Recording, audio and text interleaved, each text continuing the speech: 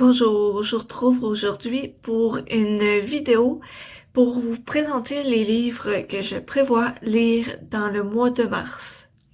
Le premier livre que je prévois lire, c'est Céleste de Cynthia Hand et publié chez les éditions Ada. Je lis rapidement le résumé. Clara Gardner a récemment appris qu'elle était en partie ange. Le sang d'ange qui coule dans ses veines la rend non seulement plus intelligente, plus forte et plus rapide que les humains, un mot qui ne s'applique plus à elle, se rend-elle compte, mais signifie aussi qu'elle est venue accomplir une mission ici, sur Terre. Mais trouver en quoi consiste cette mission n'est pas facile. Ses visions d'un incendie de forêt ravageur et d'un charmant inconnu la conduisent à une nouvelle école dans une autre ville. Qu'elle rencontre Christian, le garçon de ses rêves au sens propre, tout semble se mettre en place et s'écrouler en même temps, parce qu'un autre garçon, Tucker, séduit le côté moins angélique de Clara. Alors que Clara tente de faire sa place dans un monde qu'elle ne comprend plus, elle brave de dangers imprévus et doit faire des choix difficiles entre l'honnêteté et la tromperie, l'amour et le devoir, le bien et le mal. Quand s'allumera enfin le feu de sa vision, Clara sera-t-elle prête à affronter son destin?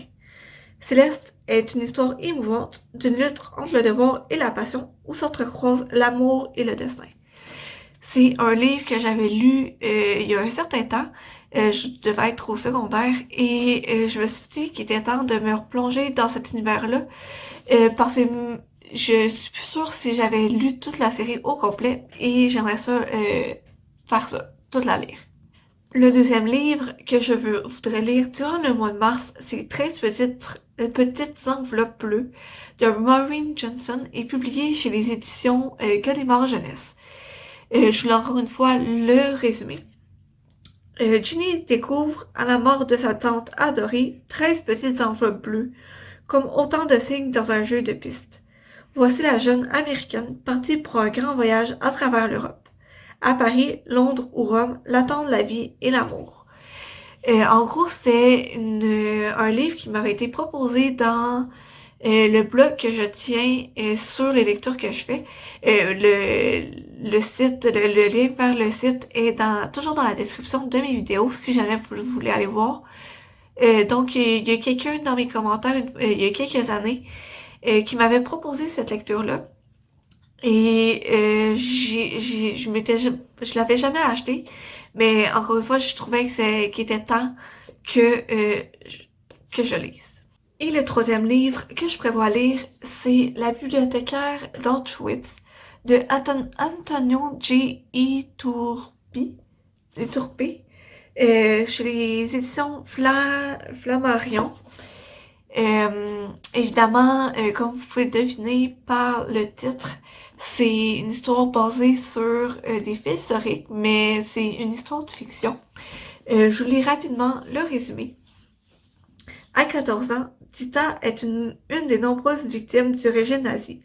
Avec ses parents, elle est arrachée au ghetto de Terezin, à Prague, pour être enfermée dans le camp d'Auschwitz.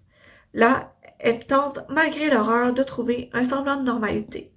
Quand Freddy Hirsch, un éducateur juif, lui propose de conserver les 8 précieux volumes que les prisonniers ont réussi à dissimuler aux gardiens du camp, elle accepte. Au péril de sa vie, Dita cache et protège un trésor. Elle devient la bibliothécaire d'Auschwitz. Je trouvais que quand j'ai acheté, déjà à la base, je trouvais la couverture très belle. C'est vraiment simple, mais je la trouvais formidable. Ça m'a déjà à la base un peu conquis. Et après, je trouvais que le résumé était accrocheur. Puis je trouve ça intéressant de mélanger la fiction avec des événements historiques. Sur ce, c'est pas mal les livres que je prévoyais lire pour le mois de mars. Peut-être que si j'ai le temps, je pourrais peut-être en rajouter un. Mais sinon, je vous laisse sur ça.